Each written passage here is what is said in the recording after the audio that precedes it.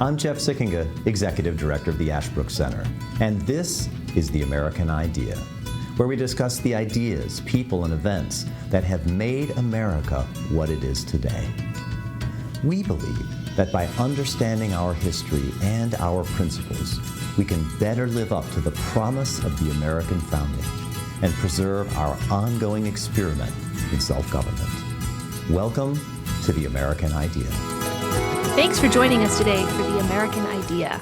I am Cara Rogers Stevens, Associate Professor of History at Ashland University, and I am your host for this episode. Today, it is my pleasure to welcome back to the show Dr. Lindsay Chervinsky, who recently joined Jeff to discuss her fantastic new book about John Adams.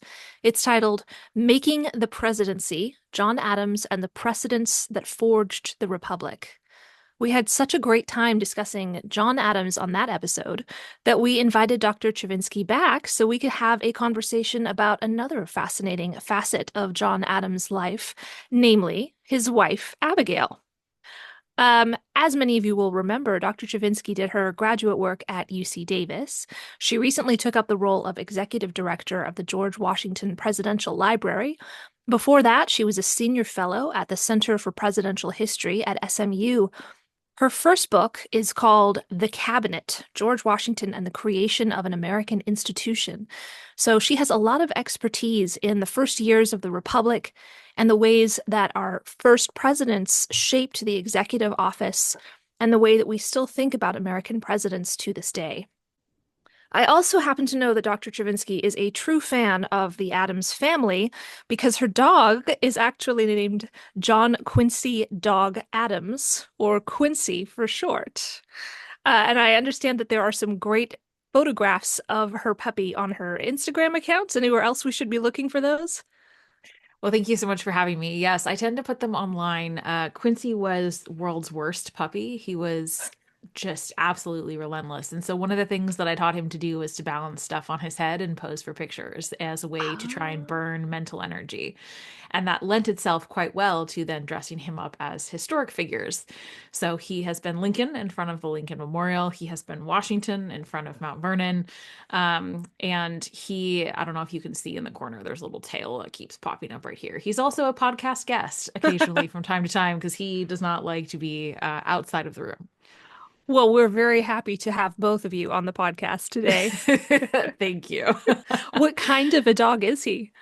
So he is an American foxhound. I rescued him actually when he was a puppy, and it turns out he's a purebred American foxhound, which is ridiculous because that is the breed that George Washington created. I was about to ask, yeah. Yeah. So as I was writing my book on the creation of Washington's cabinet, I got a puppy that was one of Washington's other creations. Wow. And what makes the story even more ridiculous is Washington created the breed by breeding French hounds that he received as a gift from the Marquis de Lafayette to English hounds that he already had.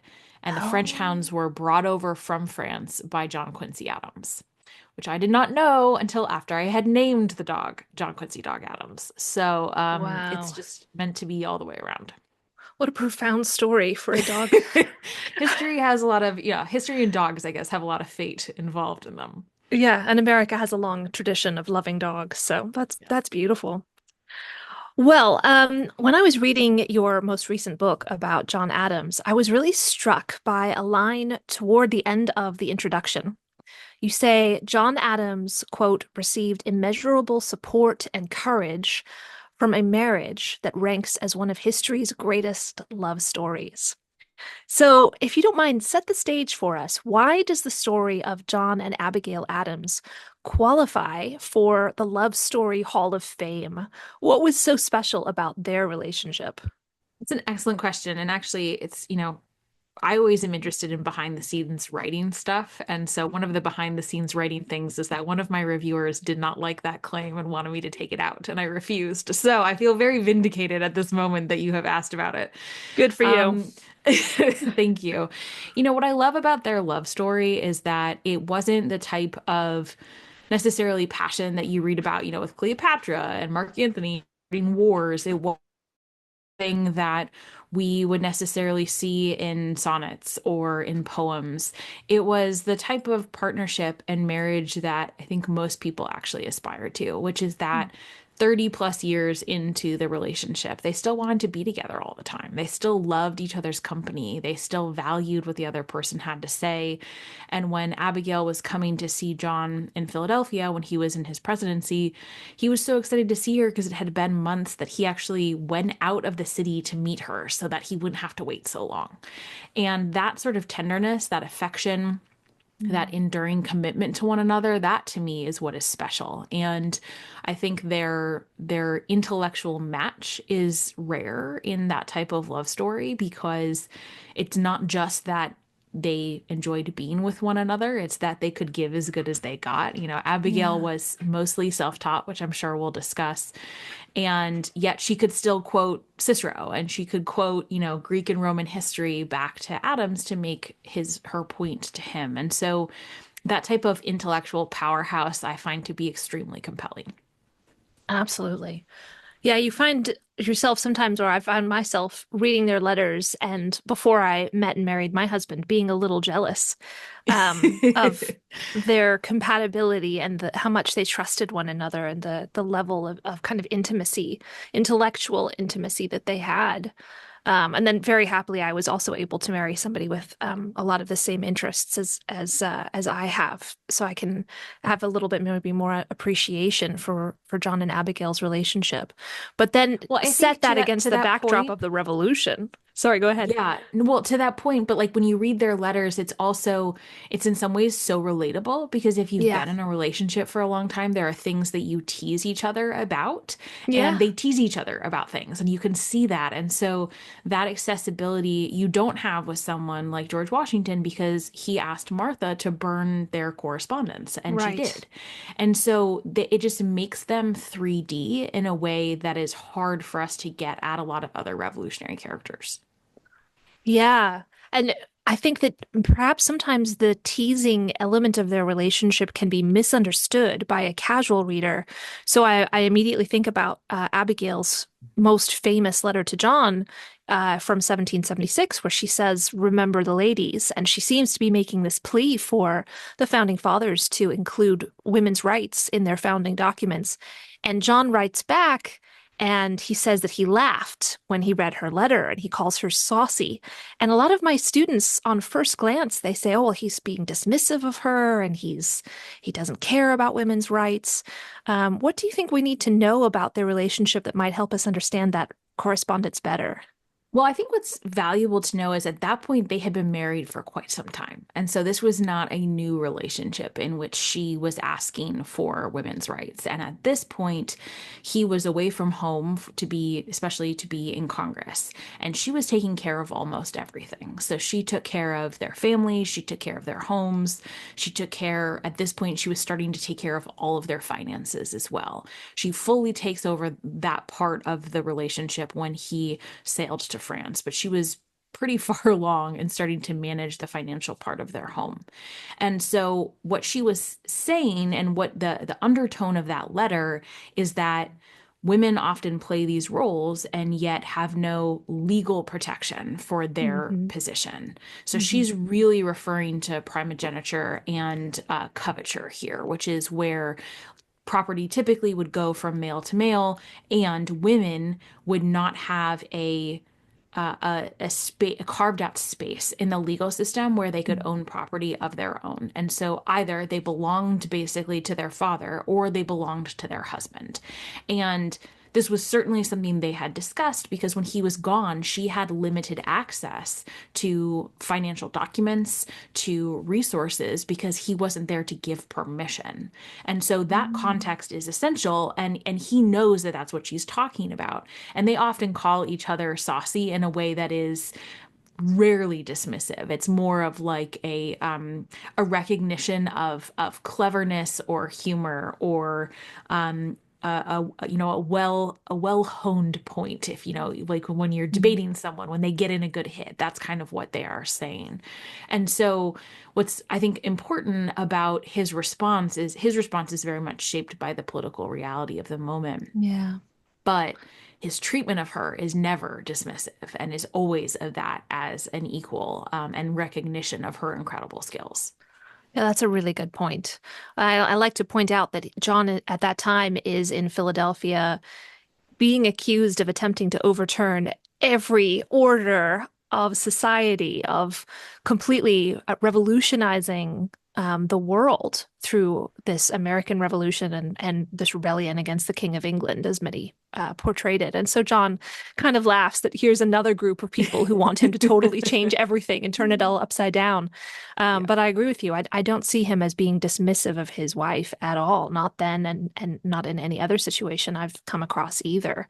And that context is so important for understanding their correspondence. But maybe we should just get back to basics about Abigail Adams for a moment. So, for those who don't know very much about her, what do we need to know about this lady? Can you tell us a little bit about her, her birth, her education? You've mentioned that she was very well read. Had she gone to school, gone to college? What do we need to know about Abigail Adams? So she was born in November of 1744 in Massachusetts. She came from a long line in Massachusetts. Her family was, among the earliest settlers. She came from a religious family. I often say that it's helpful to understand Abigail as someone who comes from deep Puritan roots because she embodied the Protestant work ethic. She had sort of a Puritan sensibility about how one ought to conduct oneself. She and her sisters received what was considered to be fairly standard education for women at the time. They were mostly taught by their father. I think they did have a tutor that came in for a short period. They, would have also received dancing lessons and taught to play instruments, but they were not going to an external school. They were certainly not going to college. They were certainly not getting advanced degrees. So that differs quite a lot from John's experience and from the experience of most well-educated men at the time. But she did not stop there. So in those lessons, she would have been taught arithmetic, she would have been taught reading and writing. These were considered essential skills for, if you were to be a good citizen, you had to be able to read your Bible. You also had to be able to manage your own household accounts. And so that's why women needed to know reading, writing, and arithmetic. But she went quite far from there. She was a voracious reader. She read deeply and widely. She liked theater. She liked satire. She liked fiction. She liked nonfiction and history, and did that for her entire life. She read until she couldn't anymore. We know that her education wasn't as good because you can often see her spelling is truly atrocious. I mean, conventions about spelling in the 18th century are quite different than our own, but even within her own writing, sometimes she will misspell things differently within like the same week. So her spelling is kind of all over the place. But you can see in her writings that her sharpness of mind is incredible. Yeah. She had a number of sisters who she was very close to for her entire life. And actually, she originally met John when he was going with a friend to pay her, who was courting one of her sisters. And they knew each other for a while before they got married. They had a fairly lengthy courtship because he was worried about being able to provide for a family. And if anyone has visited, and I highly recommend if not, the different Adams houses in Massachusetts, you can really see what their life was like if you visit all three, because there's John's birthplace, there's John Quincy's birthplace, and then there's Peacefield, the home that they died in. And when they first got married, they moved into John's birthplace, and it is a very modest, very old, very New England style house. These are not fancy, wealthy people. And she lived right next door to her mother-in-law too, which must have been an interesting experience. Oh, that is so interesting. Do you know, was she ever bothered by the fact that her education was not as good as John's? I know there's an interesting history of women's correspondence before the Revolution where women apologized very frequently for being ignorant or for their poor spelling. They were very aware of their inferior educations. And then the experience of the Revolution quite often maybe brought them out of that and made them a little bit more confident. But what about Abigail? Was she ever bothered by this? Did she ever hesitate to advise him? I don't know that she ever hesitated to advise him. I mean, it's very possible that she apologized for her spelling. I don't recall off the top of my head because she wrote so many letters. It's sometimes hard to remember everything that's in them. Yeah. She was not lacking confidence. And she was not interested in sort of being falsely demure, which is a word that I didn't expect to reemerge in 2025 parlance, but nonetheless, here we are. She was not interested in that. And so she knew how smart she was, and she knew Mm. exactly what she knew and what she didn't know, and was very clear to say when she didn't know about something and when she did know about something. She Yeah. certainly was not shy with him. And so I think that she was very open and willing to express that. However, that doesn't mean that she didn't wish for more. I think she would have loved to have more education. I think she would have loved to have learned other languages. That was something that was always frustrating for her when she was Mm. abroad, was that she was limited in her foreign language. And we know, based on studies of the human brain, that if you start to learn languages when you're younger, it's much easier to pick them up. And if you learn as an adult, it's much harder. And so she would have loved to have learned multiple languages when she was a child, and made Yeah. sure, therefore, that her children did. And I think there were times, especially when she was in places like Paris, where she was surrounded by women who had extraordinary education, that she probably felt that limitation. Often it came through as judgment, because a lot of the women in Paris conducted themselves in a different fashion. They were much Mm. more flamboyant in their dress. They were much more flamboyant in their behavior. They were very flirtatious. And so she was very Not judgmental of those Puritan. things, not Puritan in any way. She did not like fancy French ladies. But Yeah. I think she also resented that they had opportunities for more cultural experiences than she would have had. Yeah. And you mentioned the level of wealth that the Adams family came from. My impression is that Abigail was never somebody who was overseeing a large community of servants, that she was actually doing a lot of things herself, that she, in a way, sacrificed to take care of the home and the children so that John could go off and serve the country and be one of the founding fathers. Oh, Um, absolutely. I mean, pay for public servants was not particularly high at the time. It was not a way to make a lot of money, and it was a sacrifice. So, mm, whenever we talk about, there's currently a bipartisan commission in Congress right now to create an Adams family memorial. And I think that that's really appropriate, because it was a family project. It was So, in never other a words, when one you go to person. Washington, D.C. and you walk around on the mall, you'd actually have a memorial to the whole family. Yes, That's absolutely. fantastic. I love that idea. Yes, which Yeah. I think is great, because I mean, there are multiple generations, and B, the women were very involved, and Abigail was. Yeah. One of the things that I think is accurate about the HBO miniseries John Adams is the reflection of the modesty of their lives, especially Okay. early on. And you're right, they usually had a servant or two, and I use that language explicitly because they never owned any enslaved That's individuals. important. Yeah. And even they did sometimes have black servants, but they were always paid. Mm. At least in Massachusetts, I should be very clear about that. When they were in Philadelphia and Washington, D.C., they would sometimes hire out enslaved individuals from Mm. families in the area, and those families were paid. But while they were younger in their lives and she was raising their children, they had very little help. And so she did do a lot of things around the house, and often had to care for sick family members, and oversaw the inoculation of the entire family with smallpox, and that was a really difficult time. And so this was not someone who was waited on hand and foot. This is not someone who was dressed in finery all the time. If you looked at her hands, you would have seen that she worked, and that was a Mm. noticeable distinction among other first ladies. And maybe a reason why she wasn't able to learn multiple languages or do some of the other Yeah. intellectual things that she might have wanted to. She was consumed with the practicalities of keeping their family going, especially while John was away. And the fact that they were apart so often is both a blessing to us now today, because that's the reason we have so many letters back and forth from John and Abigail, because they spent so many years apart from one another. But I also wonder how that affected their relationship. And I wonder if you have a sense of that. All of these long distance periods, were those beneficial? Did that bring them closer together? Or was that a hard thing in their relationship? They had all of those periods apart.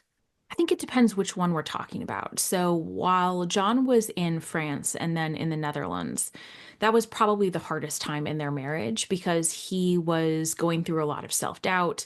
He was very concerned that his letters were going to be captured by foreign agents. And so he just kind of stopped writing. So there were periods of time where up to a year where she didn't hear from him. And you can just imagine what that must have felt like, because it wasn't only that she didn't know what he was thinking or feeling or anything like that, but she didn't even know if he was alive because there was no other way to communicate. So that period of time was incredibly difficult. It was probably also the period of her biggest personal growth because she basically had to be independent in every way possible. Wow. And I think it allowed her in some ways to almost like form her own identity separate from him, which made them even better partners going forward.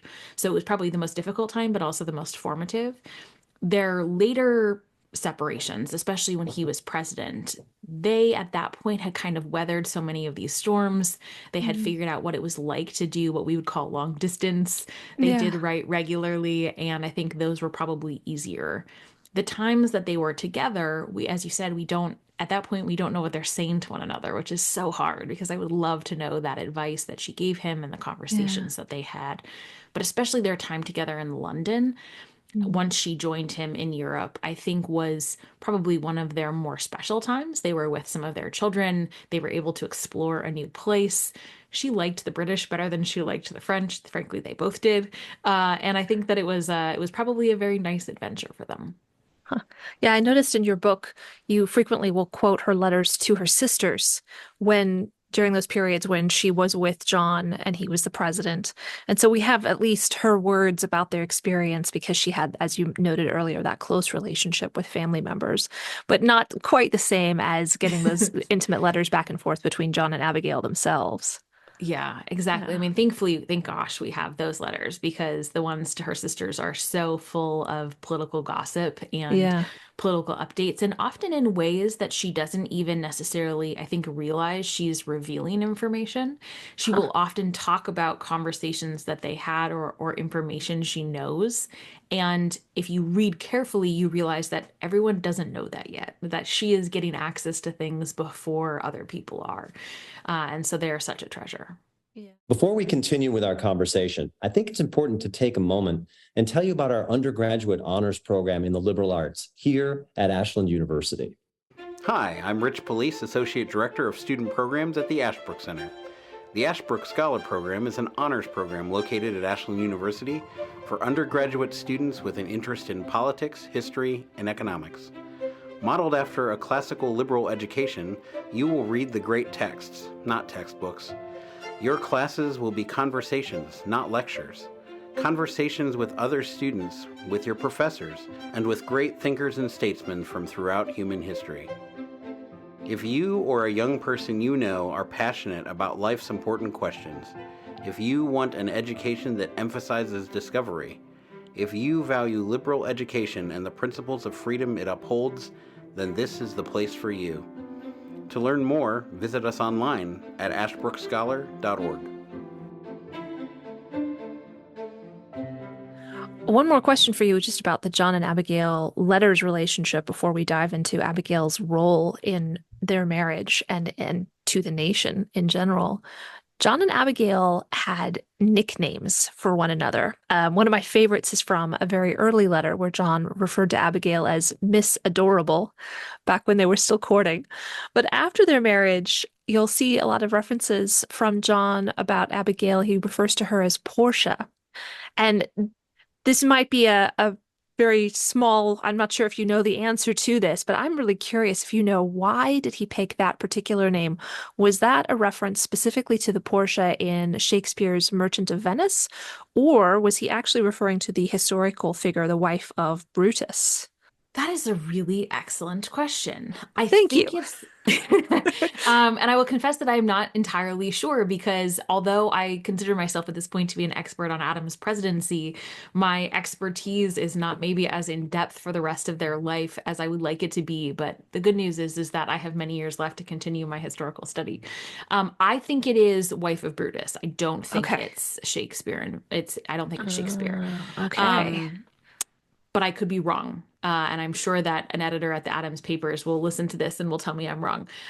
So we will maybe have to circle back and revisit that. But I do know that they also did read Shakespeare, so it is very possible. They're just Okay. so regular with their Roman references, Yeah. that's why that's my guess. Oh, that's interesting. Yeah, I was looking into this and trying to find an answer to it last night. And the woman who was married to Brutus, she had a really difficult, really tragic life. But at one point, she stabbed herself in the leg to prove to Brutus that she was tough enough to be trusted by him with his political secrets. Um, and then That's quite a step. right?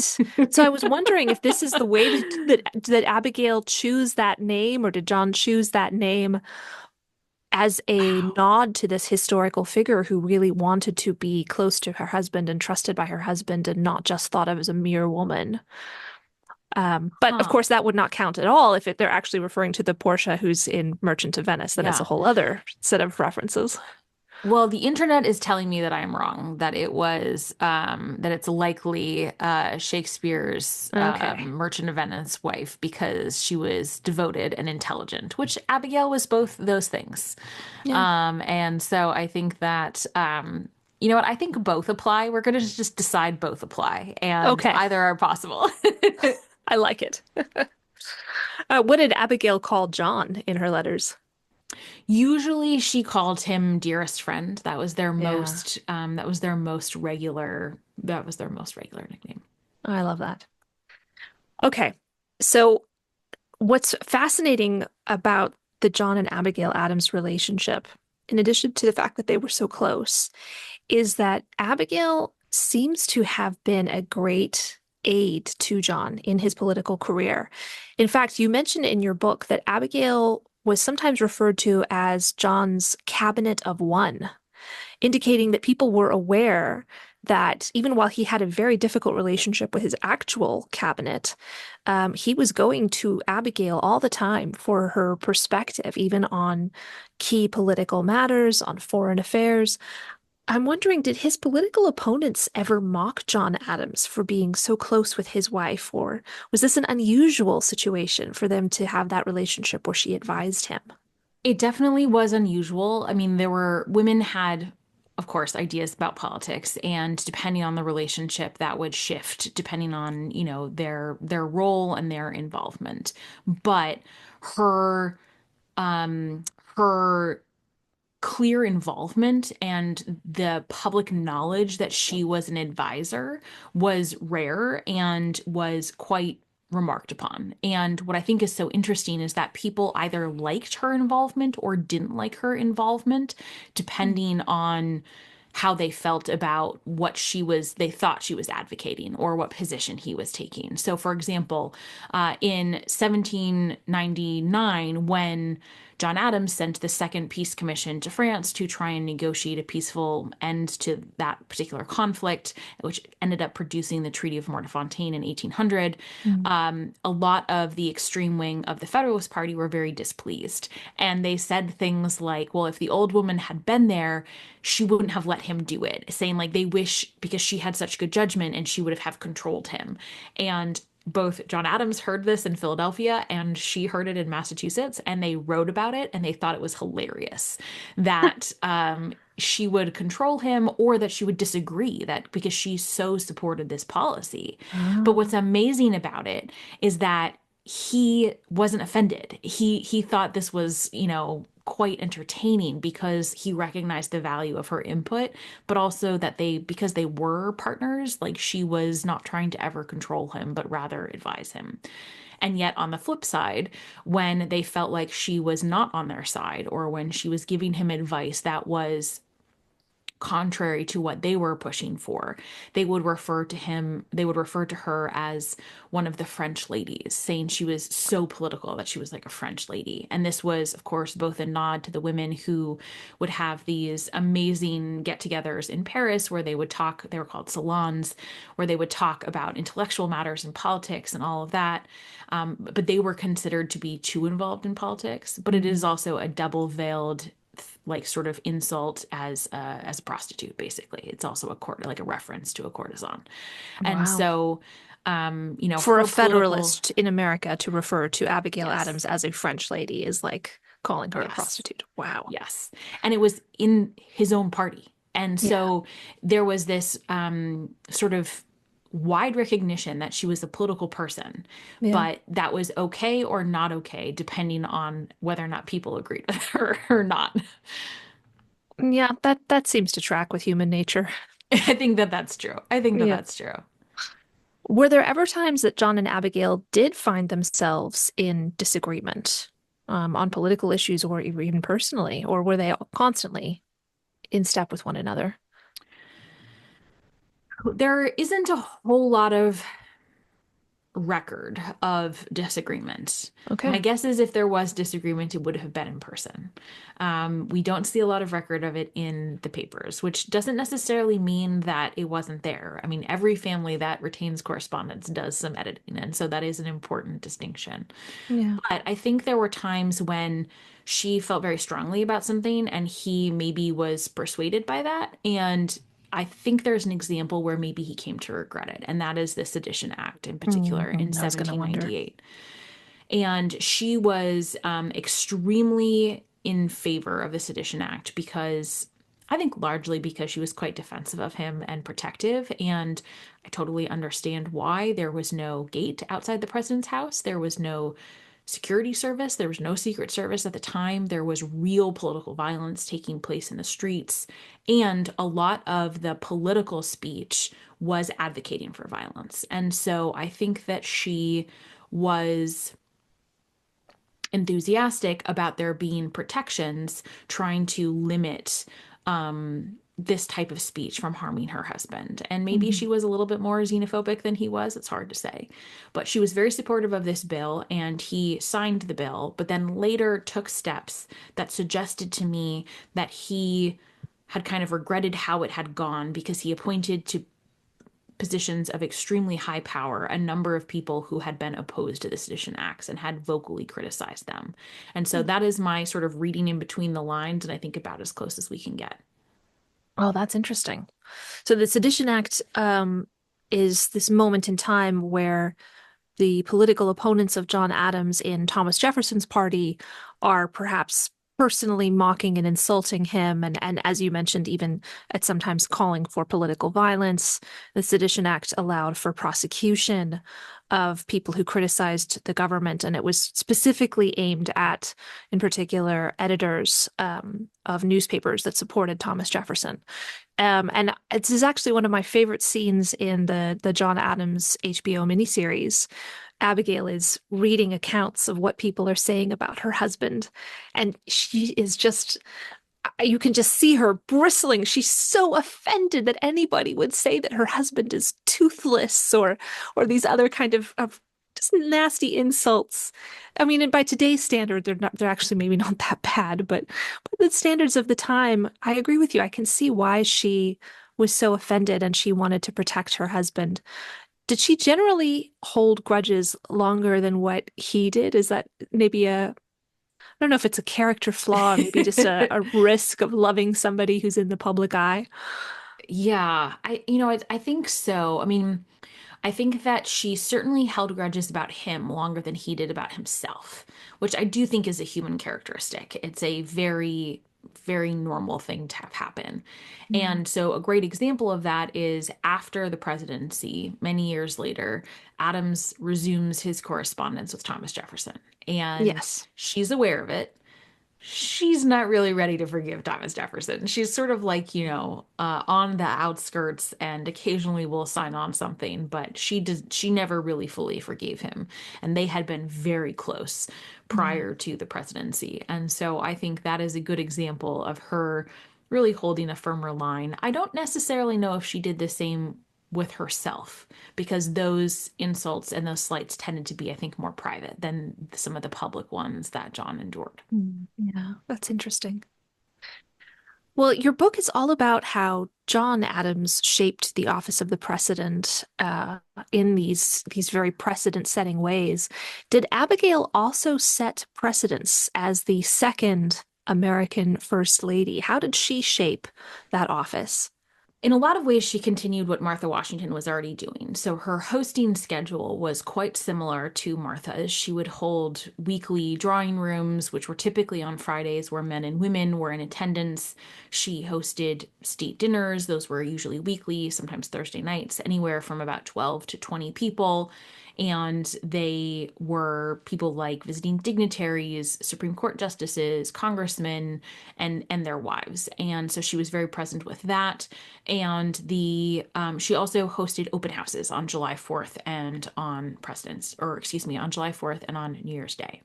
And so those took an enormous amount of time and effort. And in that way, she was following Martha's example, where I think she diverged and she carved out an option that was not really taken by most first ladies, but is, I think, more expected in the 21st century, is this idea of being a political partner. And there are some first ladies that have done so. Sarah Polk is an example of someone who was very politically active. She was James Polk's basically political advisor his entire career. And when he was in Congress, she would basically hold court for other congressmen to come and get her input. So everyone knew she was political and there was no surprise. I think she was probably the next first lady that had that type of role. And so I think Abigail set the precedent that that was possible, that women could have that type of role, even if it's unelected, even if it's unofficial, being a political actor in that way. It just wasn't, I think, as visibly recognized that that was something they could do until the 21st century, where we now expect them to have their own agenda and to be an advisor in a real way. Was she like a Dolly Madison kind of a figure where she's kind of smoothing over relationships on behalf of her husband and kind of being the more warm of the two partners? Or was Abigail's role maybe a little bit more formal in that White House setting? I think it was more formal. I mean, she could be a very warm and caring person, and she was a great conversationalist. So there's no doubt that she was doing that when she was hosting. And there's no doubt that her hosting created the spaces and opportunities for networking and connections and appointments that were a regular part of the early republic and the political scene. Dolly, I think, was more of a character. She was really a vibrant force, and that actually helped make up for the fact that James was quite quiet and preferred to kind of move behind the scenes and was very good at arranging things in small groups, but in big groups was not. So she really took over that public persona in a way that John Adams did not need help with, because he was a bigger character outwardly in public groups than James Madison was. So I think that they offered different things in those environments, but the point of the environment was the same. Well, I just have a couple of final thoughts and questions for you about this relationship as we get to the end of our time here today. One of them is, what lessons on great partnerships do you think we can learn today from what we know about John and Abigail Adams? They were both keenly aware of their own flaws and their partner's flaws, and they didn't ever really try and deny them or hide from them, and they loved each other anyway, in spite of it. And so I think that for us is a really good lesson, that you can be very self-aware and still confident of what you have to offer, and you can be a great support to your partner without having to deny what it is that they might be limited in, because that was certainly true of their relationship, and they often poked fun at themselves and at each other in a way that was, calling out some of these weaknesses that I think is really quite special and something to try to replicate. That's a really cool insight. I've often thought that marriage might be the art of refusing to get annoyed by your partner and instead choosing to laugh. I do think a sense of humor is very important to marriage, and I think they probably would have agreed. They definitely had a sense of humor with one another, and that is essential. I think if you can, especially if it's a big character flaw, that's a different thing. If it's a small flaw, that's just one of their annoying tics, which everyone has, that if you can find it funny, then that's probably better for your long-term mental health. Yes. Well, that's beautiful. All right. And then last question. This is a big one. Would America today be the same if John had married somebody else?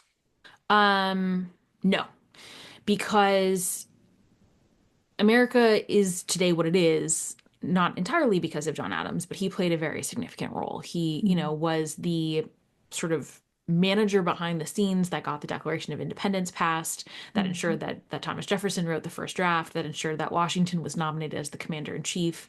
He drafted the model treaty, which served as the model for a bunch of other treaties with other nations. He was instrumental in the Treaty of Paris that ended the Revolutionary War. He drafted the Massachusetts state constitution, which served as one of the models for the U.S. Constitution. He was the first vice president. He was the second president. He was the main actor in the first two political transfers of power that were peaceful, largely because of his doing. And none of those things would be possible without her, because he would have not had the career he had and the freedom to do what he needed to do if she wasn't taking care of everything at home and, frankly, increasing their financial success, because she was a brilliant investor and a brilliant speculator and made their financial success possible. Oh, that's interesting. Would you say that she had any role as well in behind the scenes advising him or building him up or encouraging him in such a way that also made him capable of doing all of those things? 100%. I mean, I think at several moments in Adams' career where he is remembered by history, it's because he was willing to do something that was unpopular or be unpopular because it was morally right or it was right for the nation. And if he didn't have someone having his back all the time, it's harder to have that type of political courage. Yeah, absolutely. Huh. Well, thank you so much. This has been an absolutely fascinating conversation. We really appreciate you coming and sharing your insights into the Adams family with us again today. Is there anything that we should say about the Adamses that we haven't gotten to yet? The only thing is, I alluded to this in my last answer, and Woody Holton has written about this pretty extensively, but Abigail's financial savvy was extraordinary. Sometimes questionable, but extraordinary. She would have her husband send her things back in basically diplomatic pouches, and then she would sell them, which maybe is not totally always a good idea, but she was a really brilliant land speculator. And so when we think of their financial success, their ability to buy a bigger house, to take care of their children, it was because she was willing to take risks and he often was not. And that is, I think, a very interesting component to their relationship. That is fascinating. Yeah, I think we forget today that in the founding era, public service, as I think that you mentioned earlier, it really was a sacrifice, and people expected somebody like John Adams to give up his money-earning career in order to serve the nation, and maybe didn't give people enough credit for how much that could be a financial hit. I know Thomas Jefferson, he should have made a lot of better financial decisions personally, but also in some ways he sacrificed his financial life in order to serve the nation in the ways that he did. So that's a really interesting observation, that Abigail helped support John financially. So thank you for that. Absolutely. Well, thank you so much for having me. I really enjoyed this conversation. And now I'm going to go read more about the Portia in Shakespeare, because I'm quite curious to know more. Yes, I am too. All right. Thank you so much again, Dr. Chervinsky, for joining us. And we look forward to seeing everybody again back on our next episode of The American Idea. Thank you for listening to this episode of The American Idea. If you enjoyed this episode, remember to subscribe at Apple Podcast, Spotify, or wherever you get your podcasts, and leave a 5-star review. If you want to learn more or get involved in Ashbrook's vital work, visit our website, ashbrook.org.